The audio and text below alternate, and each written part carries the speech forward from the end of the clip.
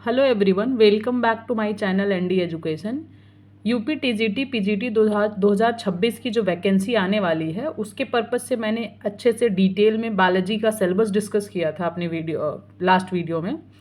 उसके बाद मैं स्केलेटल सिस्टम यूनिट पूरा ह्यूमन फिजियोलॉजी का थ्योरी क्लास ली थी। उसके बाद उसके प्रीवियस ईयर क्वेश्चंस भी डिस्कस किए। तो ह्यूमन फिजियोलॉजी जो है जूलॉजी का सबसे मोस्ट इम्पॉर्टेंट टॉपिक है, जिसमें कम से कम पूरा ह्यूमन फिजियोलॉजी में ही आ जाते हैं हमारे पास टॉपिक्स एनिमल टिश्यू। उसके बाद आता है हमारे पास स्केलेटल सिस्टम भी। नेक्स्ट हमारे पास डाइजेस्टिव सिस्टम है। जो हमारे पास एनिमल टिश्यू और स्केलेटल सिस्टम है, इसमें ये पूरा प्रीवियस ईयर क्वेश्चन पेपर, जिसमें बीपीएससी का, एमपीएससी का, एलटी ग्रेड का या फिर यूपी टीजीटी पीजीटी का हर एक टाइप के जो क्वेश्चंस हैं एनिमल टिश्यू और स्केलेटल सिस्टम से, मतलब कह सकते हैं 100 क्वेश्चंस हैं प्रीवियस ईयर के। उसके बाद डाइजेस्टिव सिस्टम जो है हमारे पास, डाइजेस्टिव सिस्टम एक्सक्रिएटरी सिस्टम दोनों को मिला के 170 क्वेश्चंस हैं अप्रॉक्सीमेटली। ये सिर्फ यूपी टीजीटी पीजीटी के पीवाईक्यूज नहीं हैं, इसमें एलटी जीआईसी और BPSC MPSC UP TGT PGT हर टाइप के क्वेश्चंस इन्वॉल्व हैं। मतलब डाइजेस्टिव सिस्टम और एक्सक्रिएटरी सिस्टम सारे एग्जाम्स को मिला के पीवाईक्यूज में इतने क्वेश्चंस हैं, मतलब 170। रेस्पिरेटरी सिस्टम और सर्कुलेटरी सिस्टम में 123 अप्रॉक्स। उसके बाद नर्वस सिस्टम, सिर्फ और सिर्फ नर्वस सिस्टम से 60 से 70 क्वेश्चन हैं। एंडोक्राइन सिस्टम में 113 क्वेश्चन पीवाईक्यूज में हैं। रिप्रोडक्टिव सिस्टम, जिसमें एम्ब्रियोलॉजी भी आ जाता है, उसमें 174 क्वेश्चन पीवाईक्यूज हैं। 174 अभी तक जितना हम डिस्कस किए उसमें सबसे ज़्यादा इसी में है। और इसमें इसलिए क्योंकि ये एम्ब्रियोलॉजी का टॉपिक बहुत बहुत बहुत ज़्यादा इंपॉर्टेंट है यूपी टीजीटी पीजीटी के पर्पज़ से। तो ये अगर एम्ब्रियोलॉजी जो यूपी टीजीटी पीजीटी के पर्पज़ से पढ़ना है तो इसमें टॉपिक्स इन्वॉल्व है हमारे पास। एम्ब्रियोलॉजी में एम्ब्रियोलॉजिकल डेवलपमेंट है एनिमल का, जिसमें एम्ब्रियोनिक डेवलपमेंट इन एम्फियोक्सिस पढ़ना है, फ्रॉग पढ़ना है और चिक पढ़ना है। चिक से क्वेश्चंस बहुत ज़्यादा पूछे जाते हैं, फ्रॉग और एम्फियोक्सिस भी इंपॉर्टेंट तो है ही। उसके बाद इसमें प्लेसेंटेशन इन मैमल्स, इससे भी क्वेश्चंस बहुत सारे पूछे जाते हैं। ये टॉपिक्स ह्यूमन फिजियोलॉजी में ही इन्वॉल्व है एम्ब्रियोनिक डेवलपमेंट का, क्योंकि रिप्रोडक्शन के साथ ही इसको हम पढ़ेंगे। पहले एम्ब्रियोलॉजी सारा डिटेल में पढ़ लें, पहले एम्ब्रियो कैसे डेवलप हुआ है, उसके बाद रिप्रोडक्शन को देखें तो और अच्छी अंडरस्टैंडिंग बनेगी। कुल मिला के जब मैं सिलेबस डिस्कस की थी प्रीवियस ईयर का यूपी टीजीटी और पीजीटी के लिए, तो बायोलॉजी का, तो मैंने आप लोगों को जूलॉजी हो या बॉटनी हो, दोनों को वेरी इंपॉर्टेंट टॉपिक्स क्या हैं, पहले क्या पढ़ें, कौन सबसे ज़्यादा इंपॉर्टेंट है, तो उसमें एनिमल क्लासिफिकेशन जो है वो था। तो मैंने बोला था कि उसको उसमें लर्निंग पार्ट बहुत ज़्यादा है, तो हम पहले ह्यूमन फिजियोलॉजी को पढ़ते हैं, क्योंकि ये अंडरस्टैंडिंग हमारी बॉडी के बारे में तो चीज़ें बहुत इजीली रिलेट करके हम पढ़ पाते हैं और अंडरस्टैंड कर पाते हैं, तो इजीली चीज़ें लर्न भी हो जाती हैं। तो उसके बाद सेकेंड मोस्ट इंपॉर्टेंट टॉपिक था एनिमल फिजियोलॉजी, और जिसमें मैंने बता दिया ये सारे टॉपिक्स इन्वॉल्व हैं, मतलब animal tissue, skeletal system, digestive system, excretory system, respiratory system, circulatory system, उसके बाद nervous system, endocrine system, reproductive system and embryology. इसी में एक इंटेग्यूमेंट्री सिस्टम आता है, जिसमें हम स्किन के बारे में पढ़ते हैं कि कौन सी लेयर से स्किन डेवलप है, नेल्स हो गया, हेयर हो गया, तो वो सब बात भी इसी एनिमल टिश्यू में, इसी एनिमल वाला टिश्यू चैप्टर में इन्वॉल्व है, ठीक है, इसी में इंक्लूडेड है। तो अगर हम सारे क्वेश्चंस को ऐड ऑन करें तो 100 क्वेश्चन यहाँ ले लेते हैं, 170 क्वेश्चन इधर है, फिर 123 सर्कुलेटरी और रेस्पिरेटरी सिस्टम का हो गया, 70 क्वेश्चन अप्रॉक्सीमेटली नर्वस सिस्टम का हो गया, 113 क्वेश्चन जो है एंडोक्राइन सिस्टम का हो गया, फिर रिप्रोडक्टिव सिस्टम एम्ब्रियोलॉजी का 174 क्वेश्चन हो गया। तो ये सारे बहुत सारे चैप्टर मिला के तब जाके यहाँ इतने क्वेश्चन आ रहे हैं। तो मैं ये नहीं कह रही हूँ इंपॉर्टेंट नहीं, बहुत इंपॉर्टेंट है। मैं आपसे अब आगे ये कहना चाह रही हूँ कि अभी लास्ट वीडियो में मैंने previous year question paper cytology unit का डिस्कस किया था। लास्ट जो वीडियो है अगर आपने नहीं देखा तो मेरे यूट्यूब चैनल पे अवेलेबल है, यूपी टीजीटी पीजीटी प्लेलिस्ट है, उसमें मैंने डाला है। तो मैंने जो ये साइटोलॉजी यूनिट का क्वेश्चन डिस्कस किया था, सिर्फ और सिर्फ साइटोलॉजी यूनिट, जिसमें 3 चैप्टर आ जाते हैं हमारे पास, cell the basic unit of life, और बायोमोलिक्यूल्स से भी क्वेश्चंस हैं लेकिन थोड़े कम हैं। उसके बाद cell cycle and cell division. अगर cell the unit of life on cell cycle and cell division 2 chapter आप अच्छे से पढ़ते हैं तो मैं यूं कहूं कि कम से कम 300 क्वेश्चन मैं दिखाती हूं। ये रहा क्वेश्चन नंबर 1 और ये यूनिट है साइटोलॉजी का। उसके बाद लास्ट क्वेश्चन आपको दिखाती हूं इसी का, ये है क्वेश्चन नंबर 287 और ये सारा सिर्फ और सिर्फ साइटोलॉजी यूनिट का, मतलब 300 क्वेश्चन सिर्फ एक यूनिट से, जिसमें मैं कह रही हूँ बायोमॉलिक्यूल से क्वेश्चंस बहुत कम हैं, तो स्टिल पढ़ना तो पड़ेगा, क्वेश्चन और पूछा जा सकता है। तो 2 चैप्टर मतलब cell the basic unit of life and cell cycle and cell division, ये 2 चैप्टर पढ़ के अगर हम 300 क्वेश्चंस अच्छे से सॉल्व कर पा रहे हैं यूपी टीजीटी पीजीटी के पर्पज से, तो आई डोंट थिंक सो कि ये यूनिट हमको मिस करना चाहिए। तो अभी इस सीरीज में मैं लास्ट वीडियो में 14-15 क्वेश्चंस डिस्कस कर चुकी हूँ। 14-15 क्वेश्चंस के आगे जो भी क्वेश्चंस हैं, मतलब मैं 15th क्वेश्चन से वापस स्टार्ट करती हूँ, और कुछ इस वीडियो में ऐसे 3-4 वीडियो में, क्योंकि बहुत ज़्यादा लेंदी हो जाती है वीडियो, तो आपको देखने में प्रॉब्लम होगी, या फिर मैं चाहती हूँ कि जब तक आपका माइंड फ्रेश है उतनी देर ही वीडियो देखो और अच्छे से चीज़ों को समझो। एक क्वेश्चन में डिटेल में एक्सप्लेनेशन दिया है, कोई भी क्वेश्चन है हर चीज़ का एक्सप्लेनेशन है, आंसर कोई चीज़ है तो क्यों है, नहीं है तो क्यों नहीं है। तो इस टाइप से वीडियो जो है मैं पूरा ये जो 300 क्वेश्चन है, 287 क्वेश्चन है साइटोलॉजी यूनिट का, मैं सारे क्वेश्चन डिस्कस करूंगी। 2-3-4 वीडियोज़ में ये पार्ट में आ सकता है, आधे आधे घंटे की वीडियोज़ कोशिश रहेगी कि मैं बनाऊं, जिससे आप लोगों को पढ़ने में या फिर क्वेश्चंस को सॉल्व करने में आसानी हो। आप पूरे दिन जो भी थ्योरी क्लास लेते हैं, साइटोलॉजी पढ़िए, ह्यूमन फिजियोलॉजी पढ़िए, जो भी टॉपिक्स आपका चल रहा है, तो मैं ये कह रही हूँ कि अगर आप 2026 के लिए प्रिपरेशन अभी स्टार्ट करने जा रहे हैं, 2026 के लिए अभी एकदम बेसिक से आप बायोलॉजी पढ़ेंगे डिटेल में, उसके बाद आपको जो 26 की वैकेंसी आएगी उसको देना है, तो आप जैसे मेरे यूट्यूब चैनल पे वीडियो अवेलेबल है, मतलब सिलेबस सारा लिखिए, और सिलेबस लिख के पहले जूलॉजी का जैसे मैंने डिस्कस किया है, मैं अगर आपको सब कुछ दिखा दूँ वापस एक बार, ये टीजीटी बायोलॉजी के लिए मैंने सिलेबस डिस्कस किया था, ये जूलॉजी का है पूरा। जूलॉजी देखने के बाद फिर मैं ऐसे ही बॉटनी का डिस्कस की हूँ, और फिर मैंने सारे इंपॉर्टेंट टॉपिक्स बताए हैं। अगर इसमें मैं आगे दिखाऊँ, आप ये भी देख सकते हैं, ये रहा। उसके बाद पूरा कंप्लीट सिलेबस मैंने डिस्कस किया, मतलब कंप्लीट सिलेबस। ये जेनेटिक्स आ गया इसमें, ये देखिए इसमें सेल बायोलॉजी है। सेल बायोलॉजी में हमारे पास माइक्रोस्कोपिक स्ट्रक्चर है ऑफ सेल, माइटोसिस और meiosis, cell division and gametogenesis, यही वाले टॉपिक की बात अभी मैं करने वाली हूँ, जिसमें से चैप्टर 8, 9, 10 आता है क्लास 11th की एनसीईआरटी से। और हाँ, अगर आपको लगता है यूपी टीजीटी पीजीटी जो कि हमें सरकारी नौकरी और इतने अच्छे पेमेंट वाली नौकरी दे रही है, तो बहुत मुश्किल होता होगा, तो आप एक बार मेरे साथ जुड़ के इस साइटोलॉजी यूनिट के सारे प्रीवियस ईयर क्वेश्चन, अगर आपको कुछ नहीं पता है, बस आपने क्लास 11-12 तक की बायोलॉजी पढ़ी है, तो भी आप एक बार जुड़ के क्वेश्चंस को अच्छे से देखिए। आपको ये भरोसा होगा, आपको ये पता चलेगा कि आपको बहुत कुछ चीज़ें आती हैं, बस थोड़ा सा मेहनत करने की ज़रूरत है। कंसिस्टेंसी के साथ आप 3 से 4 घंटे पढ़ाई करिए डेली, और अच्छे से पहले 11-12 की एनसीईआरटी को पढ़ जाइए। उसके बाद जब क्वेश्चंस आप पढ़ेंगे तो आपको पता चलेगा कि जो ग्रेजुएशन लेवल है उससे भी क्वेश्चंस आते हैं। 12th तक सिर्फ नीट तो देना नहीं है हमको, तो बहुत सारे क्वेश्चंस उसके ऊपर भी आते हैं। लेकिन हाँ, ये हमें ये ज़रूर समझ में आएगा कि अगर ग्रेजुएशन लेवल का पढ़ना है तो कौन कौन से टॉपिक्स ज़्यादा इंपॉर्टेंट है, क्या हमको पढ़ना पड़ेगा, क्या नहीं पढ़ना पड़ेगा। उसके बाद एनिमल फिजियोलॉजी का सारा टॉपिक मैंने डिस्कस किया था, और फिर लास्ट में मैं आप लोगों को मैं ये भी बताई थी, उसमें डिस्कस किया था कि इंपॉर्टेंट टॉपिक्स कौन से हैं, पहले हम कौन सा पढ़ना शुरू करें, बाद में कौन सा पढ़ना शुरू करें। अगर आपको ये सब चीज़ें लिखनी है, देखनी है, तो बहुत डिटेल में, बहुत आराम से मैंने सारा सिलेबस डिटेल में डिस्कस किया।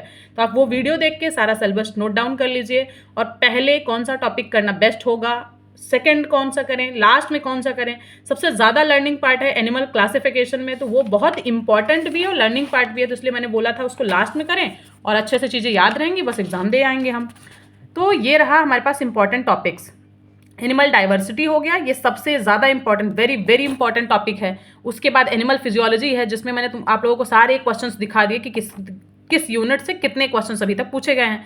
फिर ह्यूमन रिप्रोडक्शन है, और इसी में एम्ब्रियोलॉजी इन्वॉल्व है। इसमें जो एम्ब्रियोनिक डेवलपमेंट चिक का है सबसे ज़्यादा इंपॉर्टेंट है, बहुत सारे क्वेश्चंस पूछे गए हैं। अगर आप बोलेंगे तो ये एम्ब्रियोलॉजी का भी जो भी क्वेश्चन, जिस भी पर्टिकुलर यूनिट का क्वेश्चन आप चाहते हैं प्रीवियस ईयर, वो मैं सारा क्वेश्चन के सीरीज में सारे यूनिट का क्वेश्चन करवा दूंगी।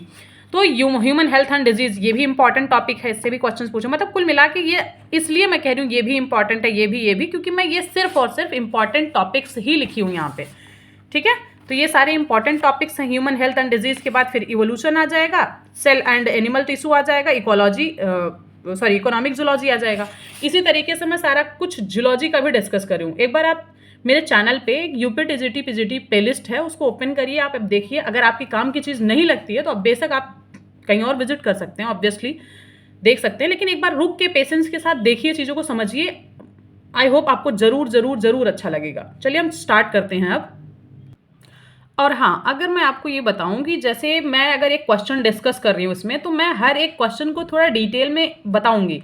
इसमें कौन सा लर्न कर लेना ज़रूरी है, इसमें ये वाला क्वेश्चन का आंसर कहाँ दिया है, आपको ग्रेजुएशन लेवल का पढ़ना है या फिर आपको एनसीईआरटी में मिल जाएगा, तो ये थोड़ा डिस्कस करूँगी। मे बी टाइम ज़्यादा लगे, लेकिन आपको ये भरोसा पहले दिलाना बहुत ज़रूरी है कि पेपर यूपी टीजीटी हो या पीजीटी हो, मुश्किल नहीं है। अगर आप ईमानदारी के साथ पढ़ते हैं तो आपकी वही चीज़ें पूछी जाएंगी जब आप बायोलॉजी 11-12 तक पढ़े हैं।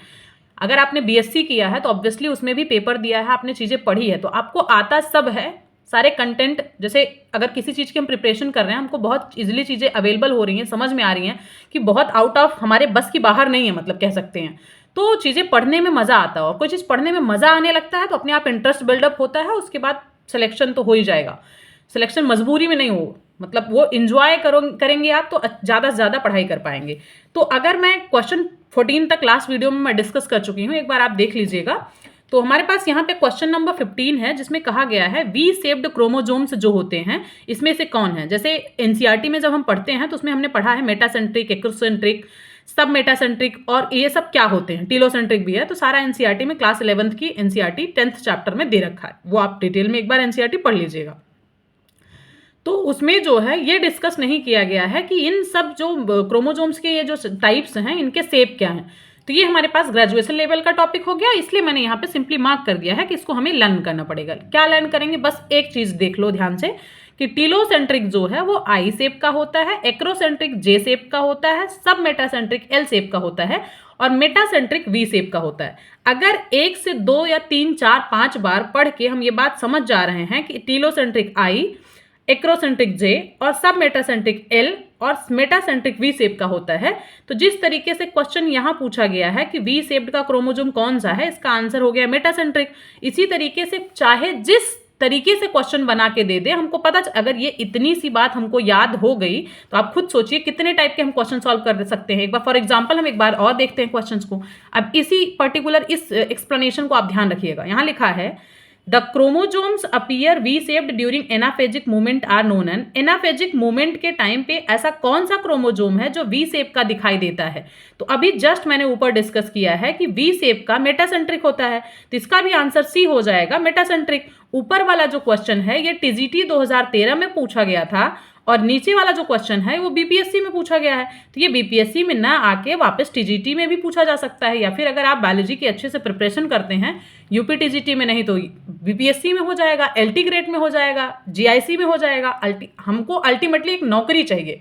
तो अगर आपका सब्जेक्ट बायोलॉजी है और आपका फील्ड जो है वो टीचिंग है, तो कुल मिला के एक बहुत बढ़िया बेस बनाइए। पहले आप अच्छे से बेसिक चीज़ें पता हो, मतलब ये क्वेश्चन 4 हम याद कर लें।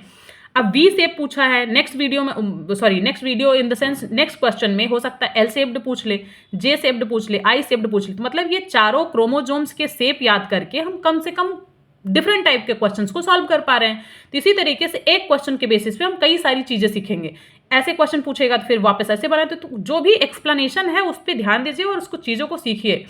चलते हैं, हम क्वेश्चन नंबर 16 भी हमारा हो गया, मतलब ये भी सॉल्व हो गया कि इसमें जो 16 है उसका भी आंसर सी होगा, मतलब मेटासेंट्रिक क्रोमोजोम जो होता है वो वी शेप का होता है, और यही हमको इस क्वेश्चन में बताना था। उसके बाद क्वेश्चन नंबर हम देखते हैं नेक्स्ट वाला, जो कि है 17 वाला। तो 17th क्वेश्चन है terminal centromere is found in which of the following types of chromosome. तो इसका आंसर है टीलोसेंट्रिक क्रोमोजोम जो होता है हमारे पास, उसमें एक क्रोमोजोम, अगर मैं इस पे बना के आपको दिखा दूं तो यहाँ पे हमारे पास, अगर यहाँ पे ये हमारे पास सेंट्रोमियर है और ये इधर से एक क्रोमोजोम दूसरा इधर होता है, तो इसका बहुत ही छोटा या बहुत निग्लेजिबल ऊपर वाले जो क्रोमोजोम्स के इसके आर्म्स जो होते हैं बहुत छोटे होते हैं। तो टर्मिनल सेंट्रोमियर का मतलब है सेंट्रोमियर यहीं पे खत्म हो गया है, तो टर्मिनल लास्ट है, तो इसलिए इसको हम टीलोसेंट्रिक कहते हैं। इसका भी डिटेल में एक्सप्लेनेशन एक बार मैं आपको दिखाती हूँ। ऐसे क्रोमोजोम जिनके अंतस्थ सिरे पर सेंट्रोमियर उपस्थित होते हैं, टीलोसेंट्रीमीटर मतलब अंतस्थ मतलब एकदम अंत वाले सिरे पर टीलोसेंट्रिक क्रोमोजोम कहलाते हैं। तो ये इसका आंसर हो गया। Nucleolar organiser region NOR is the construction of the chromosome. तो ये हमें बताना है कि जो न्यूक्लियोलर संगठन क्षेत्र होता है गुणसूत्र का, वो किस संकीर्णन पे मतलब किस कंस्ट्रक्शन पे प्रेजेंट होता है, प्राइमरी या फिर सेकेंडरी या सेंट्रोमियर पे या किसी पे भी नहीं। तो इसका आंसर जो होगा हमारे पास वो सेकेंडरी कंस्ट्रक्शन होगा। ये जो प्राइमरी और सेकेंडरी कंस्ट्रक्शन है ये भी हमारे एनसीईआरटी में गिवन है, लेकिन न्यूक्लियोलर ऑर्गेनाइजर रीजन जो है ये एनसीईआरटी में नहीं गिवन है। किस पे है? तो इसके लिए मैं आप लोगों को पहले भी ये भी बता चुकी हूँ कि हमें पढ़ना क्या है। जैसे बायोलॉजी के जो मॉड्यूल्स होते हैं, चाहे मेरे पास जैसे बायोलॉजी अनअकैडमी है, अभी मैं आपको दिखाती हूँ कि ये जो चीज़ एनसीईआरटी में नहीं दिया है वो नीट के ही मतलब 11-12 के लेवल का ही क्वेश्चन है। अभी मैं ये एकदम यहाँ पे हमारे पास पूछा गया है ये cell cycle and cell division से। मैंने आपको बोला है कि एनसीईआरटी अगर आप पढ़ना चाहते हैं तो एनसीईआरटी ना पढ़ के उसकी बजाय चाहे वो आपके पास आकाश का, चाहे अलन का, चाहे अनअकैडमी का मॉड्यूल्स है उसको अगर आप पढ़ते हैं तो उसकी जो एक्स्ट्रा पॉइंट एनसीईआरटी नीट के लिए ऐड किए गए हैं वो बहुत ही हेल्प करेगा हमारे यूपी टीजीटी पीजीटी के लिए भी। मैं आपको अभी दिखाती हूँ, एकदम जस्ट इसमें ही दिया है cell cycle and cell division. इसको मैं ओपन करती हूँ आपके सामने ताकि आपको कोई कंफ्यूजन ना हो कि दिया है या नहीं दिया है। ठीक है, ये मेरे पास है cell cycle and cell division, तीसरा यूनिट है, पेज नंबर 97 पे चलते हैं हम।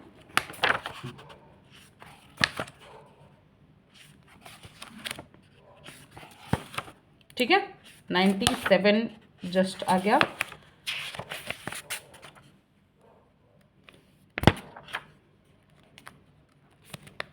ये मैं वीडियो पॉज करके भी ओपन कर सकती थी, मैं बस ये चाहती हूँ कि आप देखें, आप चीज़ों को समझें। यहाँ से हमारे पास स्टार्ट है cell cycle and cell division. हम चलते हैं ये देखने के लिए कि प्राइमरी कंस्ट्रक्शन और सेकेंडरी कंस्ट्रक्शन दिया कहाँ है। ठीक है,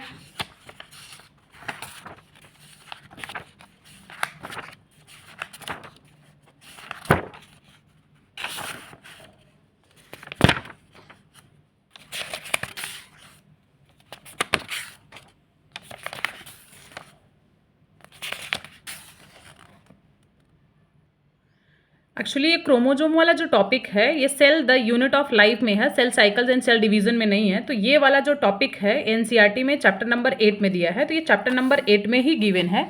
ये है अनअकैडमी का मॉड्यूल्स, इसमें हम क्रोमोजोम के नीचे सारे टॉपिक्स देखते हैं। और ये रहा यहाँ पे सेकेंडरी कंस्ट्रक्शन, यहाँ पे लिखा हुआ है कि besides primary constructions other constructions में also occur on some chromosomes which are known as secondary construction. These constructions are non staining and found at a constant location. उसके बाद आगे और दिया है टॉपिक इसमें, secondary construction is also known as NOR, जिसे हम न्यूक्लियोलर ऑर्गेनाइजर रीजन कहते हैं in humans. NOR is found in the chromosomes number 13, 14, 15, 21 and 22। अगर आगे चल के क्वेश्चन ये भी पूछ लिया जाए कि NOR न्यूक्लियर ऑर्गेनाइजर रीजन कौन से क्रोमोजोम नंबर पे पाया जाता है या फिर कौन से क्रोमोजोम नंबर पे नहीं पाया जाता है, तो वो चीज़ भी हम अगर हम मॉड्यूल्स पढ़ते हैं उससे सीख सकते हैं।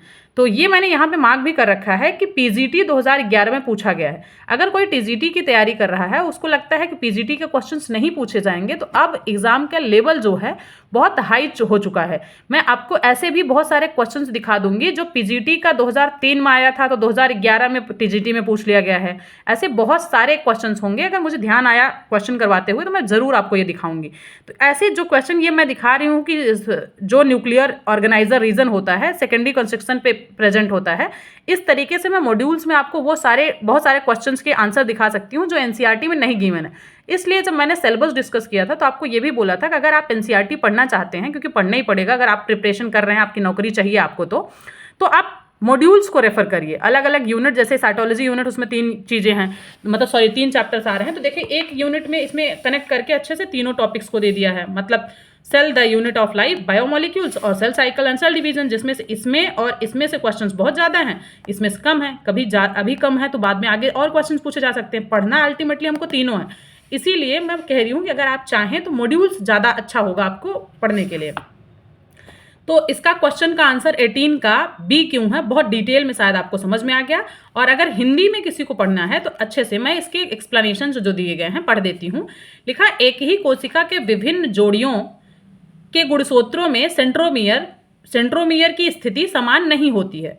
इस लक्षण के आधार पर गुणसूत्रों को 4 भागों में बांटा गया है या 4 प्रमुख श्रेणियों में बांटा गया है, जो कि आप सबको पता है। 4 भागों में जब डिवाइड किया गया तो एक है मेटासेंट्रिक, एक सब मेटासेंट्रिक, एक्रोसेंट्रिक, टीलोसेंट्रिक।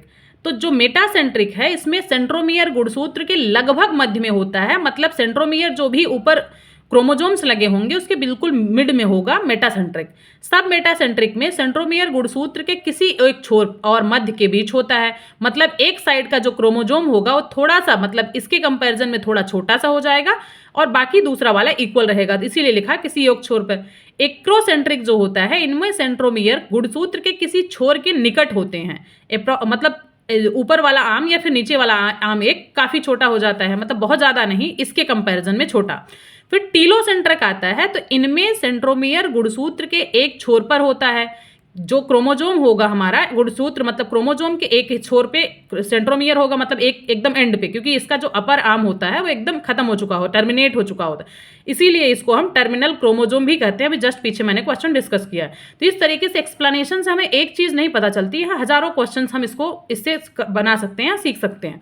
तो इनमें सेंट्रोमियर गुणसूत्र के एक छोर पर होता है। प्राकृतिक रूप से इस प्रकार के गुणसूत्र बहुत रेयर होते हैं। तो आगे चल के मैं आपको क्वेश्चन ये भी दिखाऊंगी कि ये भी क्वेश्चन पूछा गया है कि कौन से क्रोमोजोम के टाइप्स जो हैं बहुत रेयर होते हैं। तो इसी को एक्रोसेंट्रिक जो टीलोसेंट्रिक जो होता है, जिसे हम टर्मिनल क्रोमोजोम्स भी कहते हैं, ये बहुत रेयर मिलता है। तो इससे हमने ये भी सीख लिया कि रेयर कौन सा क्रोमोजोम मिलता है, ये भी सीख लिया कि इसी को हम टर्मिनल क्रोमोजोम भी कहते हैं। हमें ये भी पता चल गया कि इसका शेप क्या होता है, टीलोसेंट्रिक का आई शेप होता है। तो एक एक एक्सप्लेनेशन से हम बहुत सारी चीजें सीख सकते हैं। उसके बाद हमारे पास ये भी बात बताया गया है कि जिन गुणसूत्रों में भुजाएं असमान होती हैं, क्योंकि अभी ऊपर हमने देखा इसमें इक्वल है, इसमें थोड़ा छोटा और इसमें और भी छोटा, तो कह रहा है कि ऐसे क्रोमोजोम्स जिनमें जो उनके आर्म्स होते हैं वो डिफरेंट लंबाई में होते हैं, मतलब उनकी डिफरेंट लेंथ होती है, सेम नहीं होती है। लंबी भुजा जो होती है लॉन्ग वाली, उसे क्यू कहते हैं, और जो छोटी भुजा होती है उसे पी कहते हैं।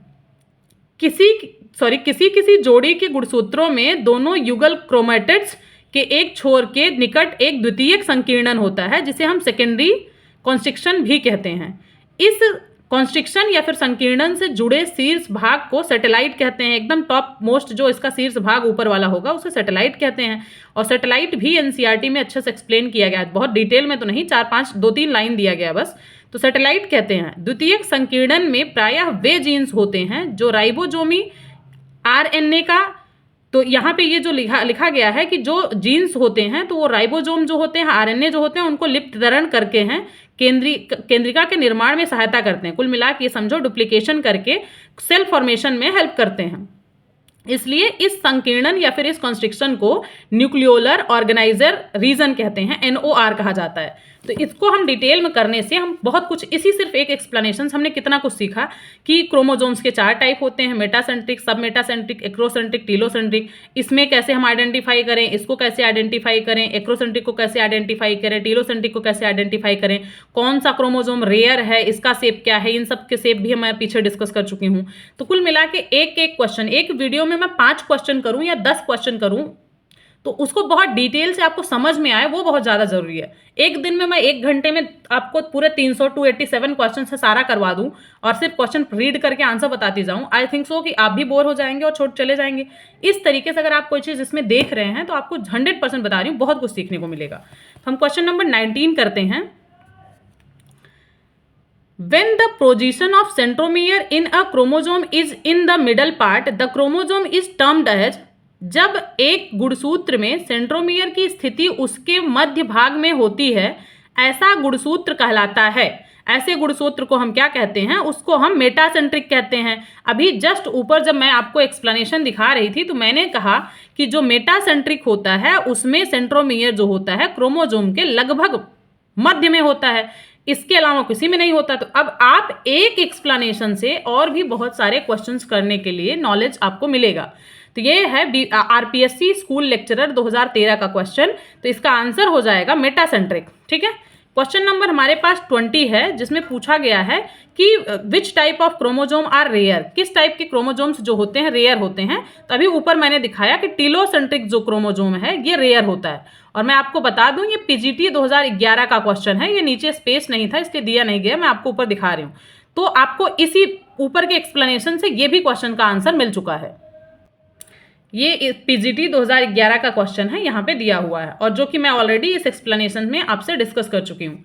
अगला क्वेश्चन हमारे पास दिया हुआ है कि गोल्गी कॉय पाया जाता है, मतलब Golgi complex is found in, Golgi complex जो है अगर हम all the cells except prokaryotic cells and RBCs, eukaryotic cell में सब में मतलब हर एक सेल में गोल्गी कॉय मतलब गोल्गी कॉम्प्लेक्स गोल्गी बॉडी पाई जाती है, बस हमारे पास आरबीसीज में नहीं होता है क्योंकि उसमें न्यूक्लियस भी नहीं है, उसके बाद प्रोकैरियोटिक सेल्स में भी नहीं होता है। तो हमें ये ध्यान रखना है कि गोल्गी कॉम्प्लेक्स हर एक यूकैरियोटिक सेल्स में मिलता है, आरबीसीज को छोड़ के, और प्रोकैरियोट्स में नहीं होता है। तो इसका ऑप्शन सी वाला सही हो जाएगा। इसका एक्सप्लेनेशन देखते हैं, मे बी कुछ और नया सीखने को मिले। ये यूकेपीसीएस लेक्चरर बायोलॉजी मेंस 2020 का क्वेश्चन है। यूकेपीसीएस का है, ये यूपीपीसीएस का भी हो सकता है। लेक्चरर बायोलॉजी ये मेंस का यूपी का भी हो सकता है। कभी भी ये क्वेश्चंस अल्टीमेटली रिसाइकल होते रहते हैं, एक क्वेश्चन दूसरा किसी को अच्छा लगता है वापस आयोग डाल देता है, ऐसा आपको भी पता है। इसलिए प्रीवियस ईयर क्वेश्चन पेपर की हर एक एग्जाम में बहुत इंपॉर्टेंस है। जो गोल्गी बॉडी होती है एक झिल्ली युक्त कोशिका अंगक है जो यूकैरियोटिक कोशिकाओं की एक विशेषता है, मतलब ये यूकैरियोट्स में ही पाया जाता है, इसलिए यूकैरियोटिक सेल्स की एक स्पेशल मतलब कैरेक्टरिस्टिक फीचर है। यह प्रोटीन और लिपिड के संशोधन मतलब छटाई परिवहन में महत्वपूर्ण भूमिका निभाता है। प्रोटीन हो या लिपिड हो, इनका संशोधन, इनका छटाई, परिवहन, ट्रांसपोर्टेशन, हर एक चीज में एक महत्वपूर्ण इंपॉर्टेंट भूमिका निभाता है। हालांकि यह सभी कोशिकाओं में नहीं पाया जाता है, ये हर एक टाइप के सेल्स में नहीं पाया जाता है। जैसे कि हमारे पास प्रोकैरियोटिक सेल्स में नहीं होता है, जीवाणु जैसे बैक्टीरिया हो, गोल्गिका सहित कोई झिल्ली युक्त अंगक नहीं होती है। जब प्रोकैरियोटिक यूकैरियोटिक आप चैप्टर नंबर 8 में स्टार्टिंग में पढ़ेंगे तो हर चीज़ें आपको 6th क्लास से बायोलॉजी आप पढ़े हैं, जब से भी आपको हर एक चीज़ पता है। प्रोकैरियोटिक यूकैरियोटिक में बेसिक डिफरेंस क्या है। प्रोकैरियोटिक वो होते हैं जिसमें प्रिमिटिव न्यूक्लियस होता है, यूकैरियोटिक वो होते हैं जिन पे न्यूक्लियस एडवांस डेवलप्ड न्यूक्लियस होता है। प्रोकैरियोटिक में राइबोसोम होता है स्मॉल, बाकी यूकैरियोट्स में वो थोड़ा साइज में बड़ा होता है। बाकी प्रोकैरियोटिक में कोई भी मेम्ब्रेन बाउंड ऑर्गेनेल्स जो होते हैं, चाहे माइट्रोकॉन्ड्रिया हो, क्लोरोप्लास्ट हो या भी एंडोप्लाज्मिक रेटिकुलम हो, कुछ भी हो, इसमें नहीं पाया जाता है। तो ये लिखा है जैसे कि जीवाणु में गोल्गिकाय सहित कोई झिल्ली युक्त अंगक नहीं होते हैं। इसके अलावा मनुष्यों और अन्य स्तनधारियों के परिपक्व मतलब आरबीसीज में गोल्गिकाय अनुपस्थित होता है, क्योंकि इन कोशिकाओं में हीमोग्लोबिन को ले जाने के लिए, क्योंकि आपको पता है आरबीसीज में न्यूक्लियस नहीं होते हैं, क्योंकि इसको ऑक्सीजन कैरी करना होता है, तो इसलिए स्पेस अच्छा हो तो हीमोग्लोबिन को कैरी करने के लिए आरबीसीज जब नहीं होते हैं तो इसमें और भी बाकी मेम्ब्रेन बाउंड ऑर्गेनेल मतलब गोल्गिकाय भी नहीं होता है, के लिए अधिक स्थान की आवश्यकता होती है और ये अपने अधिकांश अंग को त्याग देती है। ठीक है, अब चलते हैं हम क्वेश्चन नंबर 22 पे। ठीक, क्वेश्चन नंबर 22 है a major function of Golgi bodies is, अभी ऊपर हमने जस्ट पढ़ा है प्रोटीन और लिपिड का संशोधन, छटाई और परिवहन भी करता है, तो उसको थोड़ा और डिटेल में क्वेश्चन पूछा गया है कि लाइट डिपेंडेंट प्रोटोसिंथेसिस करता है, ट्रांसपोर्ट ऑफ इलेक्ट्रॉन करता है, linkage of protein with sugar, formation of spindle fibre. हमने ऊपर प्रोटीन के बारे में थोड़ा कुछ तो पढ़ा है, तो हमको ये पता चल जाना चाहिए कि ये इसी से रिलेटेड क्वेश्चन है। तो ये पीजीटी 2003 का क्वेश्चन है और इसमें आंसर हो जाएगा linkage of protein and sugar. Protein और शुगर का जो है एक दूसरे के साथ लिंकेज करता है। इसका हम डिटेल में एक्सप्लेनेशन देखते हैं।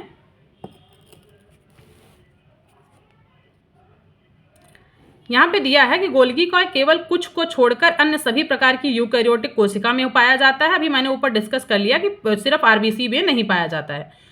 इसके बहुत महत्वपूर्ण कार्य होते हैं, जैसे कि सेल का सिक्रीशन करना, ट्रांसफॉर्मेशन ऑफ द बायोमेम्ब्रेन्स, हार्मोन्स तथा जटिल कार्बोहाइड्रेट का निर्माण, हार्मोन्स भी बनाता है और कॉम्प्लेक्स कार्बोहाइड्रेट्स को भी का भी फॉर्मेशन करता है। आप यहीं से ये बात पढ़ के जाइए कि गोल्गी बॉडी जो होता है वो एक्रोजोम का निर्माण करता है। एक्रोजोम कैसे, कौन सा, जो स्पर्म ह्यूमन जो मेल एग है उसमें जो स्पर्म फॉर्मेशन होता है, स्पर्म का जो एक्रोजोम मतलब हेड होता है वो गोल्गी बॉडी से बना होता है। उसमें जब आप ह्यूमन रिप्रोडक्शन पढ़ेंगे या फिर एम्ब्रियोलॉजी पढ़ेंगे तो उसमें प्रीवियस ईयर क्वेश्चन जब मैं डिस्कस करूंगी तो मैं आपको बताऊंगी। उसमें क्वेश्चन पूछा गया है कि acrosome is made up of which of the following organelles, तो उसमें गोल्गी बॉडी आंसर है और वो याद रखना है कि इसका फॉर्मेशन जो है गोल्गी बॉडी करता है। तो इसमें गोल्गी बॉडी के फंक्शन में आ गया एक्रोजोम का निर्माण करना, ग्लाइकोप्रोटीन ग्लाइकोलिपिड का निर्माण, जिसमें प्रोटीन और शर्करा मतलब शुगर को आपस में जोड़कर ग्लाइकोप्रोटीन, जबकि प्रोटीन एवं वसा को जोड़कर ग्लाइकोलिपिड का निर्माण करता है। अगर प्रोटीन और शुगर जुड़ेगा तो ग्लाइकोप्रोटीन बनेगा, अगर वही प्रोटीन और लिपिड मतलब फैट जुड़ेगा तो ग्लाइकोलिपिड बनेगा। ठीक है, अगला क्वेश्चन 23 करेंगे अब हम।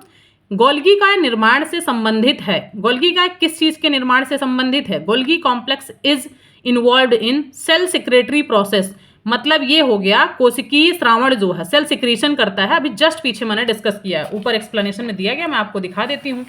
यहाँ पे एक्सप्लेनेशन दिया गया था, तो यहाँ पे आपको ये भी बताया गया था कि ये सेल का सिक्रीशन करता है। ठीक है, तो अगला क्वेश्चन हम करेंगे, सेल सिक्रेशन हो गया, तो क्वेश्चन नंबर 24 करेंगे अब हम। ये भी क्वेश्चन जो है पीजीटी 2002 का क्वेश्चन है। जो बहुत पहले पीजीटी में क्वेश्चन पूछे गए थे, अब वो सब टीजीटी के क्वेश्चंस होंगे, क्योंकि क्वेश्चन टीजीटी हो या पीजीटी हो, हर एक एग्जाम का लेवल बढ़ चुका है। ठीक है, अगला क्वेश्चन करेंगे हम, कोशिका में ग्लाइकोलिपिड तथा ग्लाइकोप्रोटीन बनने का स्थल। अभी जस्ट ऊपर जब हमने डिस्कस कर लिया कि ग्लाइकोप्रोटीन हो या ग्लाइकोलिपिड हो, सब फॉर्मेशन गोल्गी बॉडी करता है, तो कहाँ बनेगा ग्लाइकोप्रोटीन और glycolipid? The place of formation of glycolipid and glycoprotein is किसमें बनेगा? डी, मतलब गोल्गी बॉडी में। और टीजीटी बायोलॉजी 2011। अब अगर आपने पीजीटी के क्वेश्चंस के लिए थोड़ा एक्सप्लेनेशन देखा और उससे टीजीटी के भी क्वेश्चन हो रहे हैं, तो ऑब्वियसली एक्सप्लेनेशन से या फिर प्रीवियस ईयर क्वेश्चन से आपका बहुत फायदा होने वाला है। एक बार थ्योरी क्लास आप लीजिए, एनसीईआरटी पढ़िए, मॉड्यूल्स पढ़िए, जैसे भी पढ़िए, आपको जहां से भी पढ़ना है, लेकिन क्वेश्चंस प्रीवियस ईयर का बिल्कुल भी नहीं छोड़ना है। उसके बाद हम क्वेश्चन नंबर 25 करेंगे, the functional unit of the Golgi complex. इसमें हमारे पास आंसर है सिस्टर्ने, और ये जो सिस्टर्नी है यही गोल्गी बॉडी का सबसे फंक्शनल यूनिट, मतलब सबसे स्मॉलेस्ट यूनिट है। एनसीईआरटी जब आप पढ़ेंगे तो उसमें भी ये दिया हुआ है, मतलब स्पेशली ये नहीं मेंशन किया गया है कि ये फंक्शनल यूनिट है, लेकिन हाँ सबसे स्मॉलेस्ट पार्ट है, उसमें सिस्टर्ने मार्क किया है, डायग्राम में दिखाया है, तो सब में मार्क है। और ये पीजीटी 2004 में क्वेश्चन आया था। पीजीटी 2004 का क्वेश्चन 2026 का टीजीटी का भी क्वेश्चन हो सकता है। चलते हैं हम इसमें एक्सप्लेनेशन देखते हैं कि गोल्गी बॉडी को गोल्गी कॉम्प्लेक्स या फिर गोल्गी उपकरण के नाम से भी जाना जाता है। इसकी सर्वप्रथम खोज जो है कैमिलो गोल्गी ने किया था, इन्हीं के नाम पे गोल्गी बॉडी रखा गया था, 1898 में हुआ था। इसे लाइकोकॉन्ड्रिया भी कहा जाता है, लाइपोकॉन्ड्रिया भी कहा जाता है, क्योंकि लाइकोप्रोटीन और लाइकोलिपिड सब बनाता है, तो इसे लाइपोकॉन्ड्रिया भी कहते हैं। पौधों में इसे डिक्टियोजोम कहते हैं, डिक्टियोजोम कहते हैं, ये याद रखना, इससे रिलेटेड क्वेश्चन आगे आएगा।